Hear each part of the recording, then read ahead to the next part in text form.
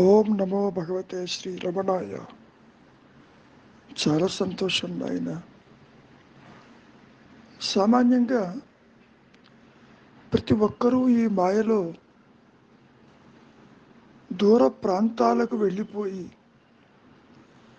చుట్టుపక్కల ఉన్నటువంటి ఈ శబ్దాలకి, ఈ సంసారానికి, ఈ బాధ్యతలకి, ఈ బరువులకి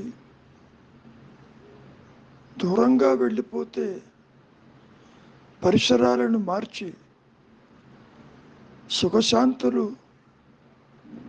ఉంటాయని అనుకుని చాలామంది యాత్రలు చేస్తూ ఉంటారు. దాన్నే మనం ఏకాంత వాసం అని కూడా చెప్పుకుంటాం. ఇక్కడ ఒక విషయాన్ని రమణ మహర్షులు వారు చాలా స్పష్టం చేస్తున్నారు.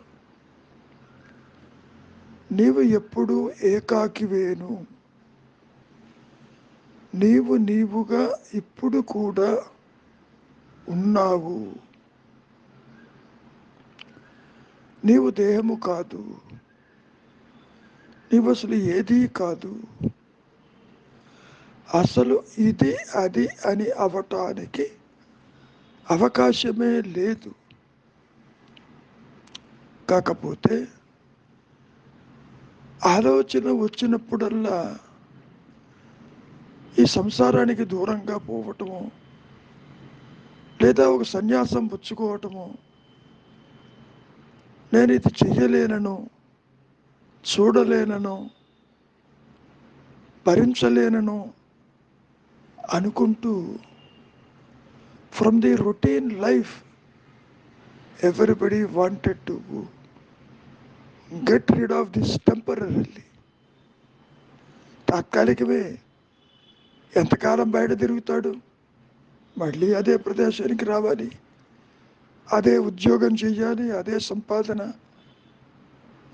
అదే సంసారంతో ఉండాలి, అదే పరిసరాలతో కూడా తిరగాలి. కాబట్టి ఏకాంతము, ఏకాంతవాసము అనే వాటిని ప్రతి ఒక్కరూ కూడా అర్థం చేసుకోవాలి. అనుకుంటారు దూరంగా పోతే ఎంతో హాయిగా ఉంటుంది, ఎవరు నన్ను పలకరించరు, ఎవరు నన్ను డిస్టర్బ్ చెయ్యరు, ఎవరి మాటలు వినవలసిన పని లేదు అంటూ దూర ప్రాంతాలకు వెళితే బాగుంటుందని అనుకునే వారి యొక్క సంఖ్య 100కి 100 పాళ్ళు ఉంటుంది. దానికి ముఖ్య కారణం నీవు కర్తవని అనుకోవటం వల్ల. కర్తృత్వం అన్న భావన నిన్ను అనుక్షణం వెంటాడటం వల్ల నీకు అలా అనిపిస్తుంది. కర్తవ్య నీవేమో చూడు. అసలు నీవు నీ అంతటా ఏదైనా చెయ్యగలవా? చేస్తున్నానని అనుకుంటున్నావు. అసలు ఇంతకీ నీవెవరివి చెయ్యటానికి? నీవు అటువంటి విచారం అసలు చెయ్యటం లేదు. నిద్ర లేవగానే నాకు ఆ పని ఉందనో, ఈ పని ఉందనో, నేనిది చెయ్యకపోతే ఎట్లాగనో, ఎవరు చెయ్యలేరనో, ఎవరు చేస్తారనో. అదిగో ఆ గోపురం మీద బొమ్మ ఉంది చూశావు.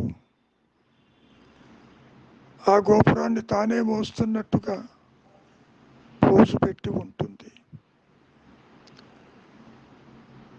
చూసేవాళ్ళు ఏమనుకుంటారు?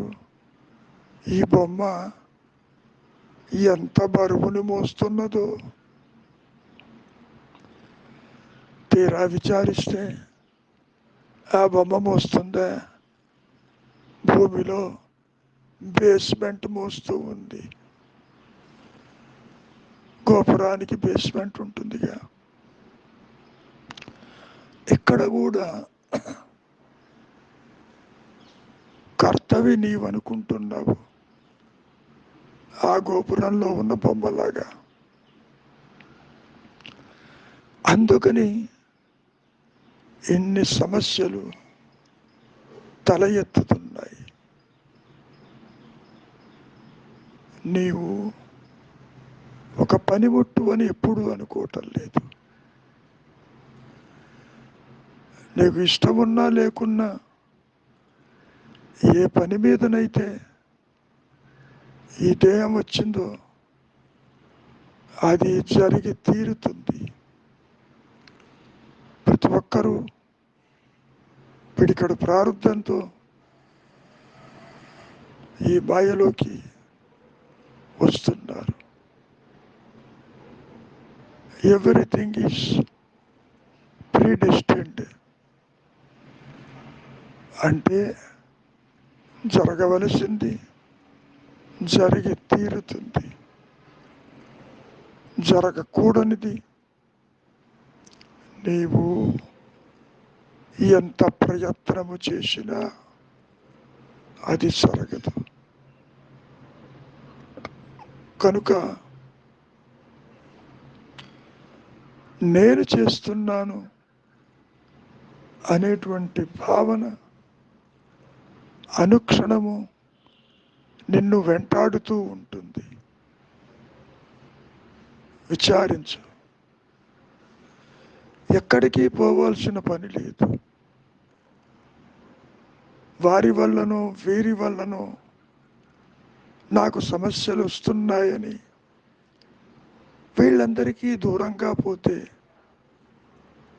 హాయిగా నేను ఉంటానని అనుకోవటం మానుకో.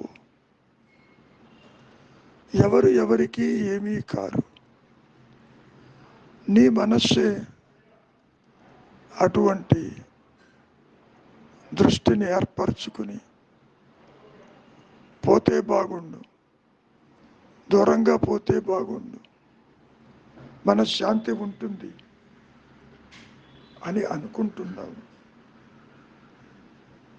దీనికి అంతటికీ కారణం నీ మనస్సేగా. మనస్సు ఉందేమో చూడు, విచారించు. మనస్సు అంటే ఆలోచన సమూహమేగా. ఆ ఆలోచనలు ఎవరికో చూడు. నాకు నేనంటావు, నాది అంటావు. ఆ నేను విచారిస్తే లేదు. నీకు తెలిసినా తెలియకపోయినా నీవు ఎప్పుడు ఏకాంతంలోనే ఆత్మగా ఉన్నావు, నిలిచి ఉంటావు. దాన్ని విడిచి విడిగా ఉండవు. నువ్వు అనొచ్చు, నాకు ఇది తెలియటం లేదు. తెలుస్తుంది. ఎప్పుడు మనస్సుని అన్యచింతనకి పోనివ్వకుండా నిశ్చలంగా మౌనంగా నిలపటానికి ప్రయత్నం అవసరమే. అంతేగాని పరిసరాలను మార్చి నేను దూరంగా పోతే ఈ గొడవ నాకు ఉండదు అని నీవు అనుకుంటావు. అది పొరపాటు. నీవు ప్రతిదీ కూడా స్మరిస్తున్నావు, విస్మరించటం లేదు. విస్మరించటం అలవాటు చేసుకో. ఎంతవరకు అవసరమో వాటిని మాత్రమే నీవు చేస్తావు. అదే చెబుతున్నారు ఇక్కడ.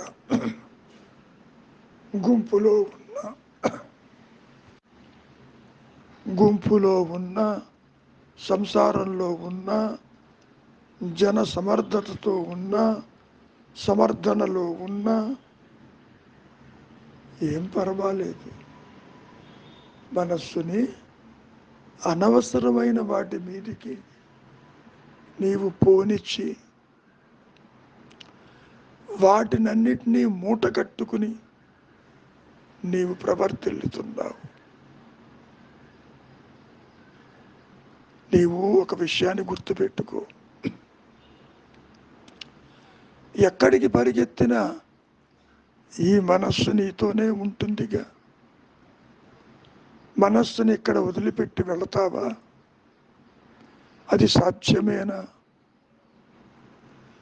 ఈ బాడీ మైండ్ కాంప్లెక్స్, నేనంటే ఈ దేహము, నేనంటే మనస్సు, నేనంటే ఈ ఇంద్రియాలు అనుకుంటూ ప్రవర్తిల్లుతున్నావా లేదా?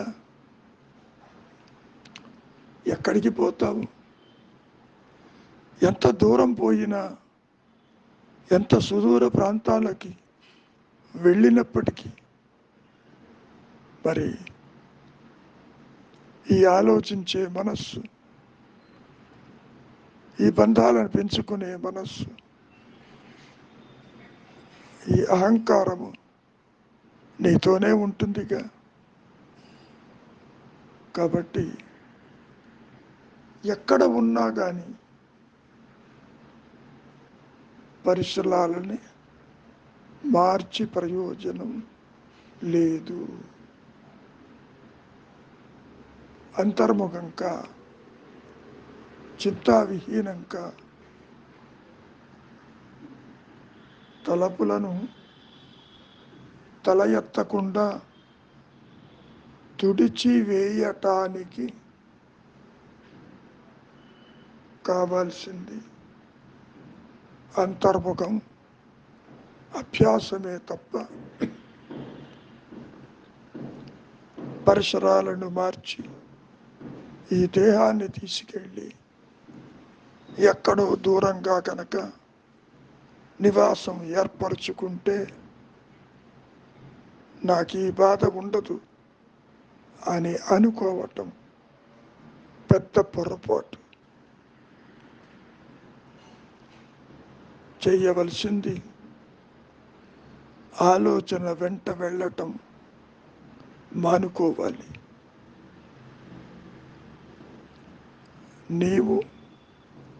నీవుగా నిలిచి ఉన్నావు, ఏది కొత్తగా రాదు. కాబట్టి ఈ జీవుడు ఎప్పుడూ ఏకాకియే, ఒంటరివాడే, దేనితోనూ కలవడు. ఉన్నానన్న ఎరుకే నీ సహజత్వము. ఇప్పుడు కూడా నాది నాది అంటున్నావే తప్ప ఈ సంసారము నాది, ఈ పరివారము నాది, ఈ ఇల్లు నాది, ఈ భార్యా బిడ్డలు నా వాళ్ళు అంటున్నావే. నాది అనేవాడిని తీరా చూడబోతే అట్టివాడెవడూ లేడు. ఒక మాయావి, ఒక పిశాచము, ఒక లోయర్ సెల్ఫ్. ఎందుకీ ఆర్భాటము? అసత్యాన్ని సత్యం అనుకుంటున్నావు. నీతో కలిపి నీవు చూస్తున్నదంతా అసత్యమని గుర్తించు. ఇందులో అణుమాత్రము సత్యము దాగి ఉండలేదు. ద్వైతజ్ఞానమంతా అజ్ఞానమే. ఆ విషయాన్ని గుర్తించు.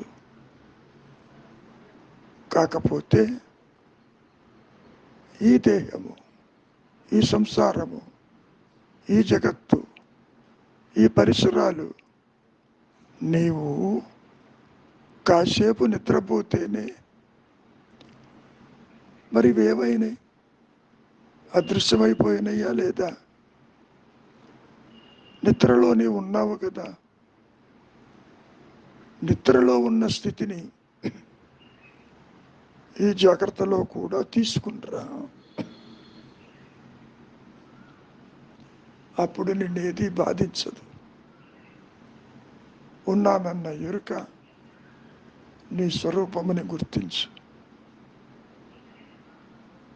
అంతకంటే ఏమీ లేదు. మంచిది. మౌనమే నీ సహజత్వం.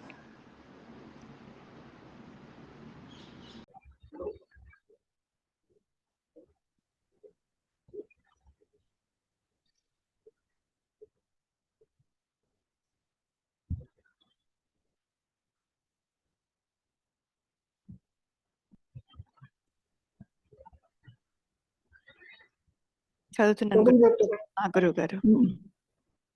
ఏకాంతం అంటే మనసును నిశ్చలంగా నిలపటం. ఒక్క నిమిషం.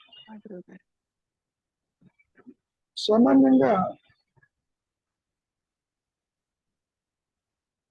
మనస్సు సంగతి కాసేపు పక్కకు పెడతాం. సాలిట్యూడ్ అన్నా, ఏకాంతం అన్నా, ఒంటరితనం అన్నా ఆ దృష్టితో చెబుతున్నారు మహర్షి. ఇప్పుడు ఏకాంతము అంటే భౌతికంగా ఇదంతా విడిచి దూరంగా పోతే ఏకాంతంగా ఉంటారు అనే భావన చాలా మంది ఉంటుంది. ఇప్పుడు ఉన్నటువంటి యొక్క పరిస్థితి, సంసారం కావచ్చు, ఇతరులు కావచ్చు, ప్రొఫెషన్ కావచ్చు, కర్మలు కావచ్చు, డైలీ రొటీన్ నుంచి దూరంగా పోవటం ఏకాంతం అనుకుంటారు. ఈ రణగణ ధ్వని ముందు నాకు ప్రశాంతత లేదు, లేకపోతే దూరంగా పోతాను. అది ఏకాంతము కాదు అని చెప్తున్నారు. నీవు ఎక్కడున్నప్పటికీ నీవుగా ఉండుట ఏకాంతం. ఒక విషయం బాగా స్పష్టం కావాలి. ఏకాంత వాసము ఏకాంతం. గురుగారు, ఏకాంత వాసము అంటే అప్పుడప్పుడు సమస్యలు వచ్చినప్పుడు నన్ను డిస్టర్బ్ చేయొద్దు, నాకు అసలు ప్రశాంతం కాదు, దూరంగా ఉంటాను, ఏ ఫోన్ వద్దు, ఏది వద్దు, విడిగా ఉంటానంటారు. గురుగారు,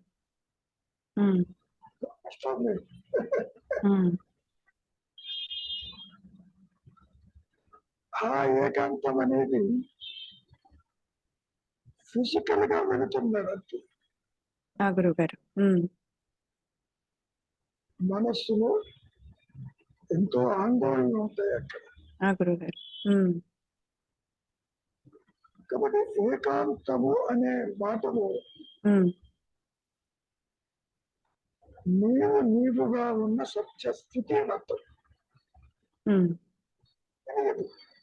గురుగారు, ఆత్మ తెలియదు కాబట్టి ఏమనుకుంటాడు, ఇప్పుడు ఉన్నటువంటి డైలీ రొటీన్ నుంచి దూరంగా పోతాం, ఫిజికల్ గా దూరంగా పోతాం, గొడవ ఉండదు. అక్కడ ఎంతసేపు ఉంటాడు, తిరిగి రావాలిగా. అక్కడికి పోయినా ఈ విషయాలు ఆలోచిస్తాడు. ఏమైందో, వీళ్ళేమైనారు, వాళ్ళేమైనారు. మహర్షి ఏమంటారు, నువ్వు ఎక్కడికి పోయినా నీ మనసు నీతోనే ఉంటుంది. మనస్సుని ఇక్కడ వదిలేసి వెళ్ళవు కదా. అవును. తనతో పాటు వస్తుంది. తన- ఉమ్, సో ఏకాంతము అంటే అది కాదు. ఉమ్, నీవెవరివో ముందు తేలిపోయి ఉమ్, నీవుగా నిలిచి ఉండు, అది ఏకాంతం. Um. Are getting the difference? అర్థమైంది గురుగారు. ఏమైనా రవి? గురుగారు అంటే మనసుతో ఆ, లోపలికి కొంచెం ఏకాంతంగా ప్రయాణం కాదు అది. ఇక్కడ ఏకాంతము ఇస్ ఈక్వల్ టు ఆత్మస్థితి. పోనీ ఏకాంతం అనేది వ్యక్తిత్వంతో పరిసరాలు మార్చి దూరంగా పోవటం కాదు.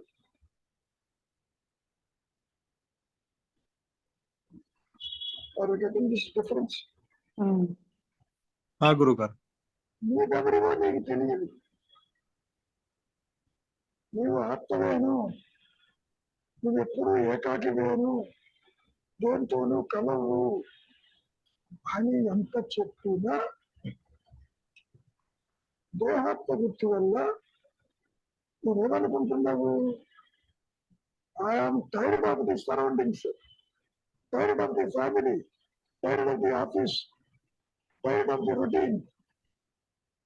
I want some peace of mind. So I am going to distant places. అది ఏకాంతము కాదు అని చెప్పారు. చూడమ్మా,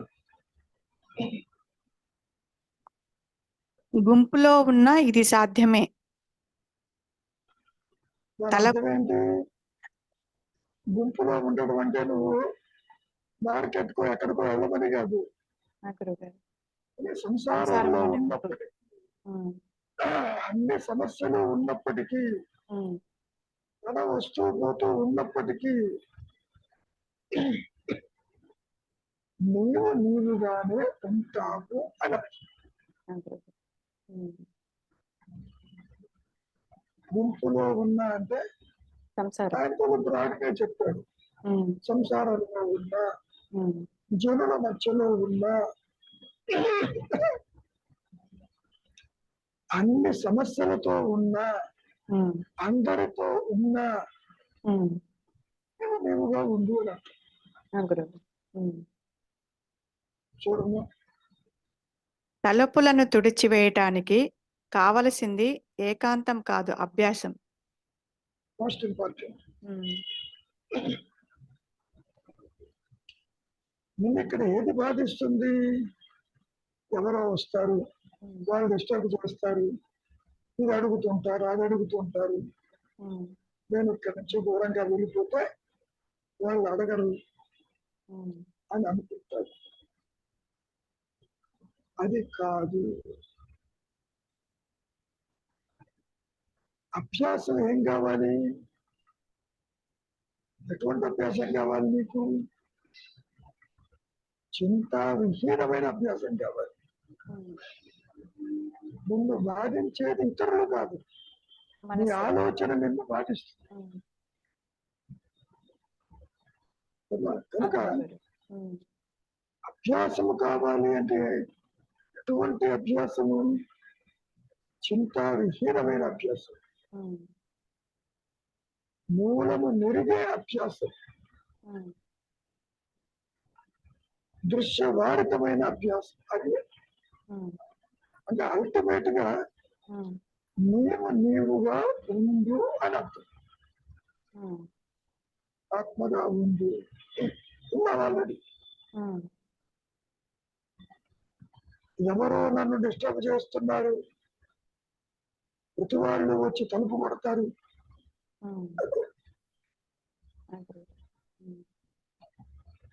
ఇక్కడి నుంచి దూరంగా వెళ్ళిపోతే ఏదో ఉండటం, అది కాదు. గుంపులో ఉన్న, సమాజంలో ఉన్న, అందరితో ఉన్నప్పటికీ నీవుగా నిలిచి ఉండు. దానికి అభ్యాసం కావాలి. ఉమ్, ఇప్పుడు నీకు ఇక్కడ అలవాటు అయిపోయింది, ఆలోచనలు పనులు చేయటం తిరగటం, ఉమ్, మూలంలో ఉండటం అలవాటు కాలే. ఆ గురువుగారు. ఉమ్, చింత విహీనం అలవాటు కాలే. ఉమ్, సో అది అలవాటు చేసుకో. ఉమ్, అంతేగాని ఉమ్, వీళ్ళంతా డిస్టర్బ్ చేస్తున్నారు, కాసేపు సన్యాసం పుచ్చుకుంటాను, దూరంగా పోతాను, నేను ధ్యానం చేసుకోవచ్చు, ఉమ్, ఇక్కడ కుదరటం లేదు, అది కాదు అసలు. ఉమ్, ఏకాంతము అనే పదంలో సాలిట్యూడ్, నువ్వు ఎప్పుడూ ఏకాకివే, నువ్వు దేనితోనూ కలవదు, ఉమ్, ఆలోచన లేని స్థితిలో ఉండు అని అర్థం. చూడండి, అంతే గురువుగారు. అయిపోయింది మొత్తం. ఉమ్, అయిపోయింది గురువుగారు. ఓకే నాయన రవి చెప్పు నువ్వు. గురువుగారు, అంటే ఇక్కడ మొదటి స్టేట్మెంట్ ఏమో ఏకాంతం అంటే మనసులో నిశ్చలంగా ఉండడం అని చెప్తున్నారు. మళ్ళీ చివరిలో తలపుల్ని తీసేయడానికి ఏకాంతం కాదు, కావాల్సిన అభ్యాసం అంటున్నారు. అంటే ఫస్ట్ స్టేట్మెంట్ లో ఏకాంతం అంటే మనసును నిశ్చలంగా ఉండటం అంటే ఆలోచన లేని స్థితిలో ఉండటమే కదా గురువు గారు, కానీ ఆత్మస్థితి అని చెప్పట్లేదు అక్కడ. మనస్సు లేని స్థితి ఆత్మగా, ఆలోచన లేని మనస్సు నీ సహజత్వంగా. ఇప్పుడు నిద్రపోతున్నప్పుడు అంత హాయిగా ఉన్నావు, ఆ నిద్రపోతూ జాగ్రత్తలో ఉండమంటాడు. తలపులకు దూరంగా ఉండు, నువ్వు ఎక్కడికి పోక్కర్లే. నిన్ను బాధించేది ఆలోచనలు. తలపులు తల ఎత్తకపోతే నువ్వు ఏకాంతంగానే ఉన్నట్టు, అందరిలో ఉన్నా లేనట్టే అప్పుడు. అంటే నువ్వు ఏమనుకుంటున్నావు, సంసారం బాధిస్తున్నది, ఉల్లాజల్లా బాధిస్తున్నారు, బంధువులు బాధిస్తున్నారు, నేను దూరంగా పోతే వాళ్ళు ఎవరు ఉండరు అనుకోవడం పొరపాటు. అందరితో ఉన్నప్పటికీ నీవు నీవుగా ఉండి తలపులకి అవకాశం ఇవ్వద్దు అని. ఇప్పుడు కూడా నువ్వు నీవుగానే ఉన్నావు, కొత్తగా ఏది రాదు బాయ్.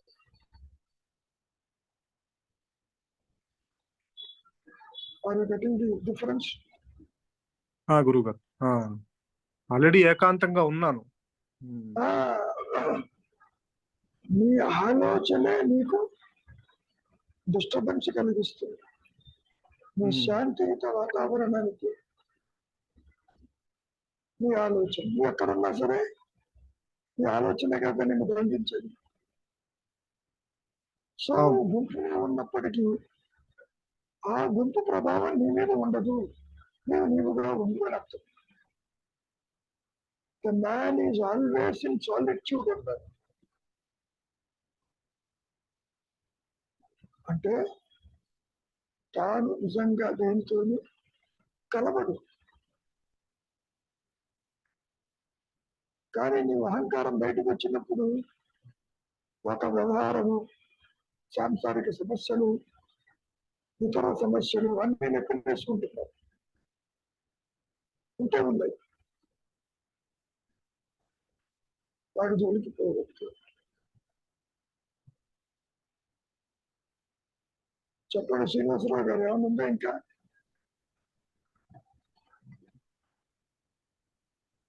ఈ సందర్భంలో చిన్న ఇది గుర్తొస్తుంది నాకు. చిన్నపిల్లవాడు ఎత్తుకుని వాళ్ళమ్మ ట్రాఫిక్ లో స్కూటర్ మీద కూర్చుని వెళుతూ ఉంటుంది. ఒక 6 నెలల పసిపిల్లవాడు. ఆ ట్రాఫిక్ లో రోడ్డు మీద ఊరేగింపులు కానీ నినాదాలు కానీ వాడికి ఏం పట్ట, హాయిగా నిద్రపోతాడు. ఇంటి దగ్గర ఉన్నప్పుడు అమ్మో శబ్దం అయితే నిద్రలేస్తాడని చెప్పి ఎవరు చప్పుడు చేయొద్దంటారు. కాలింగ్ బెల్ ఎవరైనా కొడతారేమో భయపడతారు. వాడికి ఎక్కడ నుంచి వచ్చింది ఆ శాంతి అన్నది? అలాగే మనం కూడా అలవాటు చేసుకుంటే అది వస్తుంది. అంటే ఆలోచనకు ముందు ప్రశాంతత ఉంది, ఆలోచన తర్వాత ప్రశాంతత ఉంది. మధ్యలో వచ్చిన ఆలోచన మధ్యలోనే దాన్ని బయటికి గెంటేయాలి. గెంటేస్తే ఎప్పుడు ఉన్నది శాంతి మాత్రమే, ఎప్పుడు ఉన్నది చింత విహీనమే. చింతతో పాటే ఈ చింత కూడా వచ్చింది, 2 చింతలు. ఇక్కడ ఎవరో డిస్టర్బ్ చేస్తారనే భావన కలిగి ఉంటారు. ఎవరు నీ అశాంతికి కంట్రిబ్యూట్ చేయరు. కారకులు కాదు. Your own thoughts are responsible for creating havoc. నీ అశాంతికి వ్యక్తులకి ప్రదేశాలకి దూరంగా ఉండటం కాదు, వ్యక్తులకి ప్రదేశాలకు దూరంగా ఉండటం కాదు, తలుపులకు దూరంగా ఉండాలి, తలుపులను దూరంగా పెట్టాలి. దాంతో కలిసి ప్రయాణం చేయకుండా సాక్షిగా చూస్తూ ఉండాలి, వదిలేస్తుండాలి. సినిమాల బొమ్మలు కలుగుతున్నట్టు కదిలిపోతుంటే చూస్తూ ఉండటమే. దాన్ని నువ్వు గమనించకపోతే చూచేవాడు అయిపోయింది. నాకు చెప్పారే, పసిపిల్లవాడు ఎంత శబ్దం ఉన్నా హాయిగా పడుకుంటాడు. చాలా మంది పిల్లలు ఇంట్లో అల్లరి చేస్తారు, స్కూటర్ మీదనో ఆటోలోనో కారులో అక్కడికి నిద్రపోతారు. బయట ఎండ కానీ గొడవలు కానీ అల్లర్లు కానీ ఏమి సంబంధం లేదు. హారన్లు కానీ ట్రాఫిక్ లో ఎంత బీభత్సంగా ఉన్నా సరే. కాబట్టి నీవు ఏ విధంగా ఉండాలి అన్నప్పుడు మూలం నెరిగి ప్రవర్తించు అని అర్థం. నాకు చెప్పినట్టు అశాంతికి కారణం నీ ఆలోచన. సామాన్యంగా అనుకుంటారు ఈ రొటీన్ నుంచి దూరంగా పోతే బాగుంది.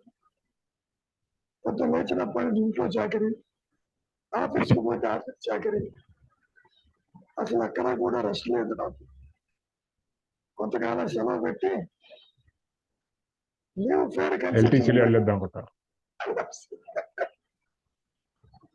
ఎక్కడికి వెళ్ళినా మళ్ళీ ఇది పెరుగుతుంది. ఇక్కడ ఇంకేమైంది, కొంచెం నేచర్ కి దగ్గరగా వెళ్దామని అనుకుంటుంటారు కదా. నేచర్ కానీ కాదు, ఇప్పుడున్న పరిసరాలకి దూరంగా. దూరంగా, అవును. నేచర్ అంటే నీ సహజత్వం. మళ్ళీ అదే అంటే నేచర్ ప్రకృతి ఒడిలో సేవ చేద్దామని వెళ్తూ ఉంటారు. అక్కడ ఒడి నీ కోసం ఉంది రెడీగా. అదే ఒడి లేదు, తడి లేదు, నువ్వు అనుకుంటావు. కొన్ని ప్రదేశాలు చూస్తే ఇక్కడ ఎందుకు వచ్చావు అనిపిస్తుంది. ఫర్ ఎగ్జాంపుల్ ఊటీ కానీ కొడైకెనాల్ కానీ అసలు నీకు బాగుండదు, చెప్పుకోవడమే. ఇవన్నీ కూడా ప్రాచుర్యం పొందినాయి. చల్లని ప్రదేశాలు, హై రేంజింగ్ వాటికి అక్కడికి వెళితే బాగుంటుంది. ఎంతసేపు ఉంటావు?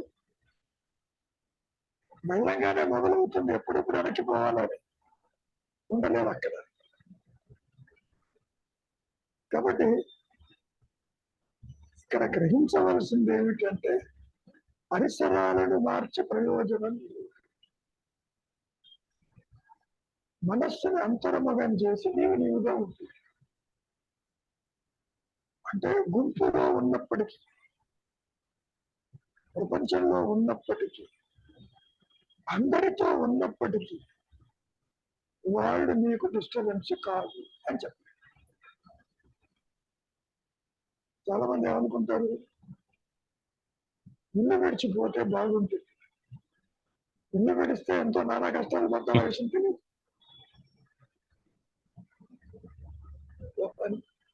కాబట్టి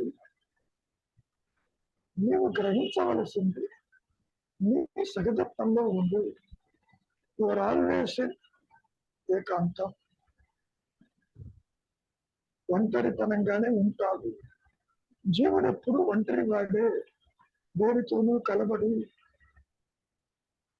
ఆత్మ కలవదు, అహంకారం కూడా కలవదు. ట్రై చేయండి.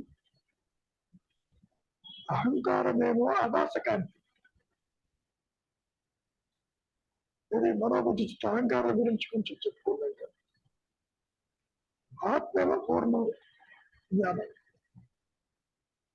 కాబట్టి దేహాత్మ బుద్ధితో చూసిన, మాయా నేనుగా చూచిన, వ్యక్తిత్వంతో చూచినా కూడా ఇది కలవదు. అంటానంటే ఇది నాది అంటుంది. ఆ విషయములతోటి, ఆ వస్తువులతోటి, ఆ వ్యక్తులతోటి కూడా కలవదు. ఆత్మ అంటవా కలిసే ప్రసక్తి, అది తనకు తానే ఉంటుంది. అహంకారమే వ్యక్తి, కలవకపోతే ఆత్మ కలుస్తుందా? ఇక్కడ అంటున్నావు లేదా నాది నాది అని. ఆదిశంకరుడు ఏ మాట అన్నారు? నాది అంటే నీవది కాదు, విడిగా ఉన్నట్టే కదా. ఆ విడిగా ఉన్నదే నీ సహితత్వం అన్నారు. చాలా సింపుల్.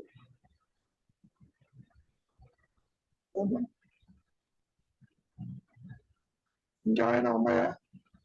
కనెక్టెడ్ విషయాలైనా సరే, ఏకాంతం గురించే కాకపోయినా ఏదైనా చెప్పచ్చు. చెప్తున్నాయన అదే ఇప్పుడు మీరు అన్నది గురుగారు, అంటే ఇప్పుడు సాపేక్ష జ్ఞానమైనా స్వరూప జ్ఞానమైనా రెండు ఏకాంతమే. అవును, దేంతోనూ కలవట్లేదు. కానీ సాపేక్ష జ్ఞానం ఏకాంతంగా ఉంటూ ఆ తాదాప్యం చెందినప్పుడు నేను ఏకాంతంకి వెళ్ళాలి, ఎక్కడికి వెళ్ళాలి ఏకంగానే ఉంది. అయితే అని అదే అంటారు మహర్షి. పరిసరాలను మార్చి ప్రయోజనం లేదు, మనస్సును అంతర్ముఖించి ఎక్కడ ఉన్నా ఒకటే అని. అసలు పరిసరాలు మార్చినా కూడా అక్కడికి వెళ్ళినా అది కలవదు కదా గురు. అక్కడికి వెళ్ళినా కూడా అది ఏకాంతంగానే ఉంది. అది సాపేక్ష జ్ఞానం కూడా నిజమే. అయినా కానీ చింతావిహీనం కావటం అనుకుంటాడు. అంతే. సంసారానికి దూరంగా ఉండి సన్యాసం పుచ్చుకుంటే హాయిగా ఉంటుంది, బాధ్యత ఉండదు అనుకుంటాడు. సన్యాసికి ఉండే కష్టాలు సన్యాసికి ఉంటాయి. డోంట్ థింక్ అది దూరంగా ఉంటాం అనుకోబోదు. కాబట్టి ఏ అవస్థలో ఉన్నా, ఏ ఆశ్రమంలో ఉన్నా అహంకార రహితంగా నిలిచి ఉండటమే ఇక్కడ కావాలి. ఆయా విషయం చెబుతుంది. దాని నుంచి తప్పించుకొని పారిపోవటం కన్నా ఉన్న స్థితిలోనే అది తలుపులు లేని స్థితిని అలవాటు చేసుకోవాలి. అదే సంగతి. కర్మలు ఆచరించు, కర్తవ్యం నీవు కాదు. ఫలితాలు ఉంటాయి, స్త్రీలను ఉపయోగించి వాళ్ళ జోలికి పోవచ్చు. ఎక్కడున్నా ఒకటే కదా. ఇంకో మాట అన్నారు మహర్షి వారు, బాగా గుర్తుపెట్టుకోండి. ఈ సంసారము, ఇల్లు, వాకిలి, సంపద నేనేం చేసింది? నేను వదిలిపెట్టి ఎందుకు వెళ్తున్నావు?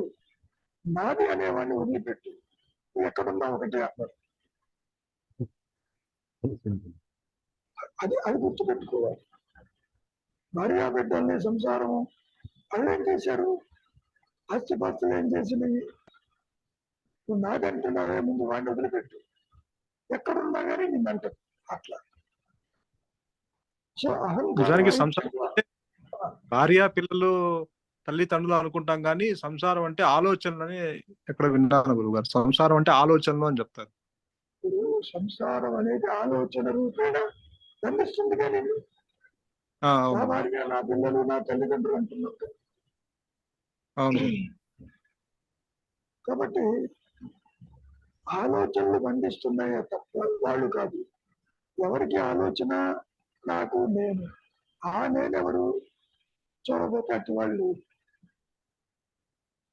ఆది నుంచి అహంకారం తృణీకరించబడింది. కాబట్టి దేని వాడి గురించి ఎందుకు చెప్తాను అని చెప్పదు. అంతకంటే ఏంటి? ఇంకేమైనా ఉన్నాయా? ఏమా పద్మగా, మీరు హోంవర్క్ చేయాలి, ఐటమ్స్ రాసుకోండి. ఇంకోటి పడకపోతే రండి. ఎందుకంటే గురుగారు. ఇంకా ఏమిటి అనుకోకుండా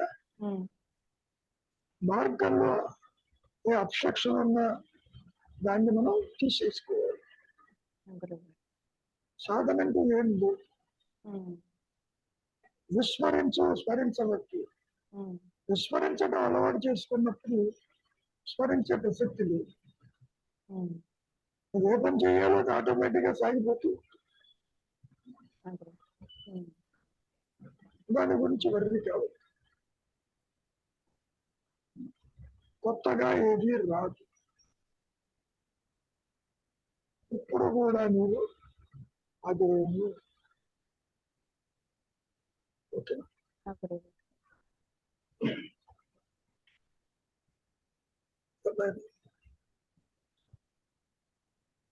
అదే కొత్తగా అంటే ఇది కాదనంటే ఇప్పుడు మీరు చెప్పేది గురువు గారు అంటే వైరాగ్యాన్ని అలవర్చుకుంటాము, ఆలోచనని స్మరించకుండా విస్మరించటం అనేదే సాధన అనుకోవచ్చు. ఇక్కడ ఇంకా ప్రత్యేకంగా ధ్యానాదుల కన్నా ఇది ఉత్తమమైనది అంటారా గురువు గారు? అంతేగా ఇదిగా సాధించేదే ఉంది. నీ స్వరూపమే శాంతియుతం. నిశ్చలత్వం రా నిశ్చలత్వం అనేది నీ స్వరూపం. ఆలోచించటం నీ స్వరూపం కాదు. ఆలోచన రహితం మిత్రావస్థలో నీకు ఎందుకు కంఫర్ట్ గా ఉంది? అది నీ సహజత్వం కాబట్టి. ఆలోచించటం నీ సహజత్వం కాదు, వాసనాపూరితం. అది కావాలి, ఇది కావాలి, ఇది బాగుంటుంది, ఇది న్యాయము, ఇది అన్యాయము అని ఆందోళన పడుతూ ఉంటాయి. అందుకని ఆలోచనల వెంట పరిగెడతావు. సో ఆలోచించటం నీ సహజత్వము కాదు. ఆలోచన లేకుండా ఉండటం నీ సహజత్వం. ఏ ఆలోచనల వల్ల అయితే నీకు ఇబ్బంది కలుగుతుందో వాటి తలెత్తని వరుస కర్మలు బంధాలు కావు.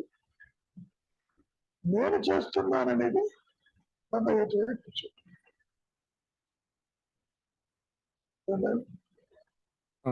All actions are happening through you, not by you అంటారు గురువు గారు. రమణ భగవాన్ నీ ద్వారా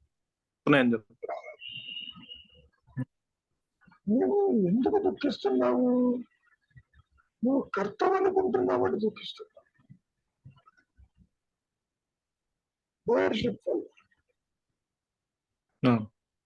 అర్జునుడికి అదే ప్రాబ్లం వచ్చింది స్టార్టింగ్. నువ్వు కర్తవ్య కాదు.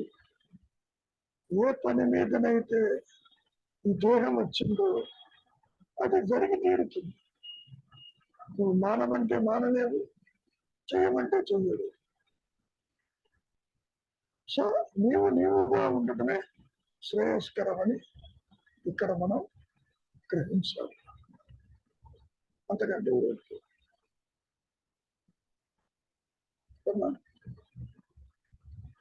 ఇంకేమైనా ఉందమ్మా పద్మజ? లేదు గురుగారు.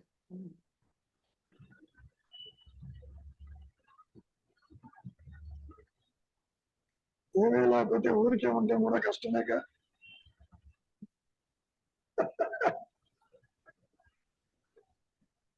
ఏమీ లేదని గుర్తించేవాడు ఉన్నాడుగా. శూన్యంగా ఉంది, ఏమీ లేదు, సమస్యలు లేవు. ఊరక ఉండేవాడు ఉత్తముడు అంటారు కదా గురువు. ఎప్పుడు అంతేగా. ఇక్కడ ఊరక ఉండటం అంటే ఎవరితోటి కాంటాక్ట్ లేకుండా ఉండమని కాదు. నీవుగా ఉంటూ అందరితో ఉండదు. సృష్టిని విడిచి నువ్వు ఉండవు కదా, సృష్టితోనే ఉంటావు. ఈ స్థూల దేహానికి స్థూల జగత్తు సంసారం కనపడుతుంది. ఎక్కడికి పోతావు? కాసేపు నిద్రపోతే ఇది కనపడదు, తిరిగి మళ్ళీ వస్తున్నావు ఇక్కడికి.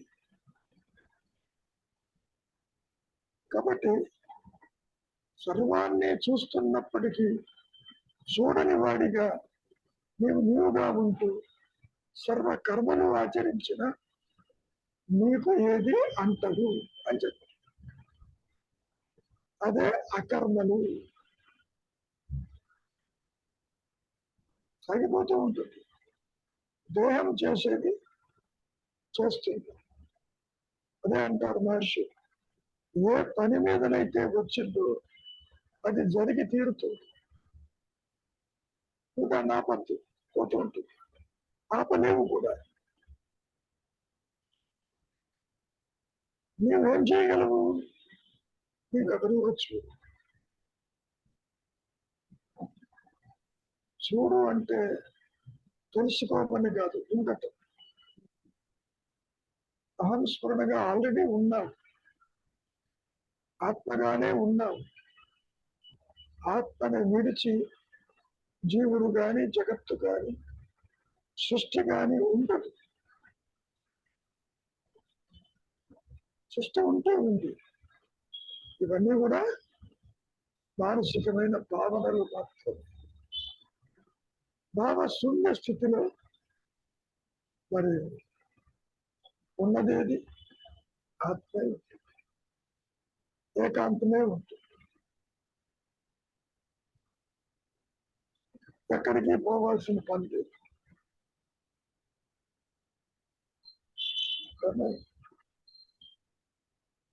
అది వేదాంత డిన్నివలో ఒక శ్లోకంలో ఎవడు కర్మయందు అకర్మను అకర్మయందు కర్మను గమనించునో వాడు మనుషుల్లో బుద్ధిమంతుడు అంటారు గురువు గారు. అంటే అది జ్ఞాని గురించి చెప్తున్నట్టే కదా గురు. నువ్వు కూడా జ్ఞానివేగా. జ్ఞానులు విడిగా ఉండరు. జ్ఞానికి ఏమి రెండు కొమ్ములే అని రావు. అందరూ కూడా జీవితులే, అందరూ జ్ఞానులే. కాకపోతే ఇక్కడ గురుగారు అకర్మలో కర్మను ఎలా చూడాలి గురుగారు? అకర్మ అంటే నీవు చెయ్యకపోయినా నువ్వు చేశానంటున్నా. ఫర్ ఎగ్జాంపుల్, మొన్ననే ఐర్లాండ్ నుంచి వచ్చాడు, ఎంతో ప్రయాణం చేసి వచ్చానంటాడు. నువ్వేం ప్రయాణం చేయలే, ఏదో ఫ్లైట్ ఎక్కావు, అటు ఇటు తిరిగింది, చెన్నైకి తీసుకొచ్చింది. కానీ ఏమంటావు? నేను ప్రయాణం చేశానంటావు. సో అకర్మలో సకర్మ చెబుతుంటావు. నువ్వు ప్రయాణం చేయలే, కూర్చున్నావు, ఆ వాహనం తీసుకొచ్చి. వాహనం చేసినటువంటి పనిని నువ్వు చేసినట్టుగా భావిస్తున్నావు. అదొకటి డిఫరెన్స్. అర్థమవుతుంది గురుగారు. అంటే అది ప్రయాణం చేసినాను, బట్ కానీ చేయలేదు, కానీ కూడా ఆత్మవే, చెన్నైలో కూడా ఆత్మవే, ప్రయాణం చేయలేదు. దేహం మాత్రం కదలలేదు, ఒక చోట కూర్చుంది, వాహనం తీసుకొచ్చి పెట్టింది. ఇక్కడ ఫ్లైట్ లో తీసుకొచ్చి చెన్నై తీసుకొచ్చరికి నేను ప్రయాణం చేసామంటున్నాడు. నువ్వు చేయలే, అది పట్టుకొచ్చింది. అంతవరకు దేనికి? పసిపిల్లవాడు అది నిద్రపోడు, మెడుకుతూ ఉండడు, అన్నం పెడుతూ ఉంటావు, శుభ్రంగా తింటాడు, నిద్రపోతాడు. పొద్దున్నే కంప్లైంట్ చేస్తాడు, నాకు అన్నం తినలేదని. తిన్నట్టు తల్లికి తెలుసు. కర్మలో అకర్మ ఉంది అక్కడ. తిన్నాడు, తిన్నట్టు తెలియదు. పొద్దున్నే అంటాడు, ఆకలితో అలవరించిపోయాను, నాకు ఎవరు అన్నం పెట్టలేదంటాడు. నువ్వు పెట్టాను రా, తిన్నావురా అని నువ్వు ఎంత చెప్పినా not ready to accept. But అకర్మల కర్మలు అనేది ఒక జ్ఞానికే చేయగలుగుతారు కదా గురుగారు. జ్ఞానులు అజ్ఞానులు లేదెవ్వరు. ఉన్నది జ్ఞానం, చూసే దృష్టికోణంలో ఉంది. తిన్నా తినని వాడే మరి జ్ఞానేగా వాడు, మరి పసిపిల్లవాడు. నీవు ప్రయాణం చేయలేదు, అయినా చేశానని చెబుతున్నావుగా, ఐర్లాండ్ ఇక్కడ వచ్చానంటున్నావుగా. చేసినా చెయ్యనిది, చెయ్యకపోయినా చేసింది మరి అకర్మలో కర్మ, కర్మలో అకర్మే. వచ్చిన ఎగ్జాంపుల్ అంతవరకు. అది పెట్టింది అర్థమైంది గురుగారు. డిఫరెన్స్. కాబట్టి అందరూ చేసేది అకర్మలేని దేవతతో అనుకుంటారు. అనుకుంటున్నాను కాబట్టి నేను చేస్తున్నాను నువ్వు చేయి చెప్తాను. చేయలేదు ఇది. It is the self that does everything. Correct. వాహనం తీసుకొచ్చింది నిన్ను, జ్ఞానంతో పనిచేసావు. ఈ చేతిని పని చేయమని చూద్దాం. లేదు. కళ్ళు తీసి అక్కడ పోయితే చూడగలుగుతా. కర్మేంద్రియ జ్ఞానేంద్రియాలు మరి దూరంగా పెడితే చేయగలవా? అది జ్ఞానం లేదు. It is the self that does everything. కాదు నేను చేస్తున్నానంటావు, అక్కడ వస్తుంది. నువ్వు చెయ్యకపోయినా చేస్తున్నానంటున్నావు ఇక్కడ. అవునా, ఇప్పుడు అర్థమైంది గురువు. అకర్మలో కర్మ.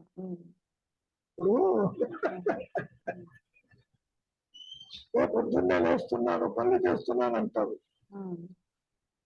పని చేసేది, చేసేది, నిన్ను మేల్కొల్పేది ఆ జ్ఞానం.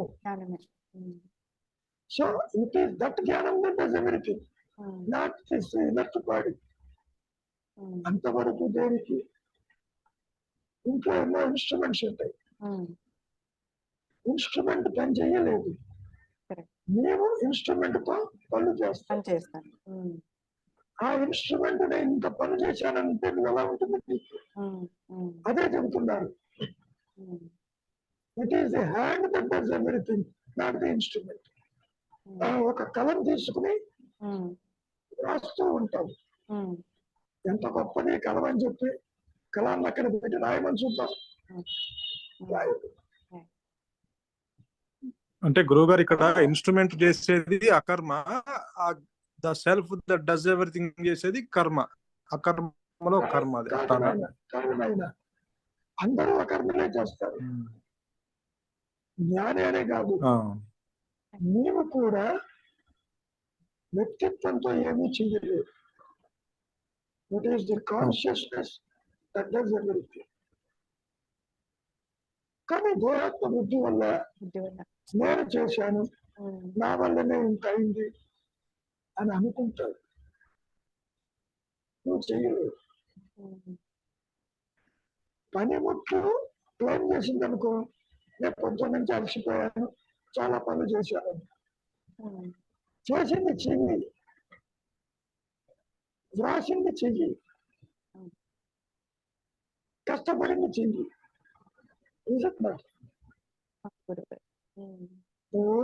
ఆఫీసుకు పోయిన చేత్తోనే కదా పనిచేసేది. కంప్యూటర్ క్లెయిమ్ చేసింది అనుకో, పొద్దున్న నుంచి ఉన్నాడు, నేను ఎంత పని చేశానంటే ఎలా ఉంటుంది నీకు?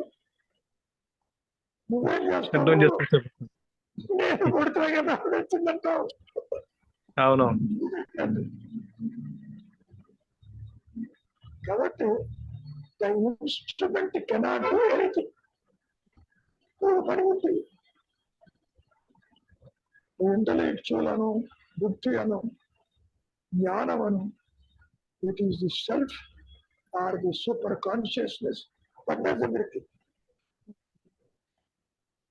నువ్వు చేయలేవు నాయన, నీ ద్వారా అది జరుగుతుంది. అదే అంటే ఇవన్నీ చేసేవి అకర్మలే, కానీ సెల్ఫ్ కూడా చేసేది అకర్మే. ఎందుకంటే అది చేస్తున్నాను భావం దానికి లేదు. మళ్ళీ దాని ఎదుటే జరుగుతుంటుంది. సూర్యుడు ఎదుటే భూ ప్రపంచం పోయింది, ఆయన ఏం చేయడు.